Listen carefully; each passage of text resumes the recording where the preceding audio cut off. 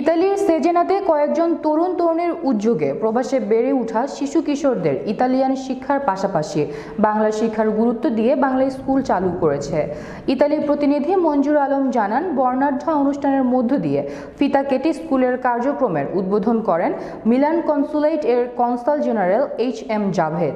রবিবার স্থানীয় একটি হল রুমে বাংলাদেশ ইউথ কমিটির সংগঠনের সভাপতি মাহবুবুল আলম মজুমদারের সভাপতিত্বে সাধারণ সম্পাদক জান্নাত দীপ্তি ও রোকসানার যৌথ পরিচালনায় অনুষ্ঠানের শুরুতে কোরআন তেলাওয়াত, বাংলাদেশ ও ইতালির জাতীয় সঙ্গীত পরিবেশন করা হয়। অনুষ্ঠানে অতিথি হিসেবে উপস্থিত ছিলেন Italian parliament member Andrea Di Maria, Cesena শহরের মেয়র এনসো লাতকুকা, মিলান কনসুলেটর শ্রম consul Sabbir Ahmed, Bangladesh immigrants association বিমানসের সভাপতি ডক্টর MH মুক্তার, সাংবাদিক মনিরুজ্জামান মনির সহ স্থানীয় ইতালির উদ্বোধন প্রশাসনিক কর্মকর্তারা।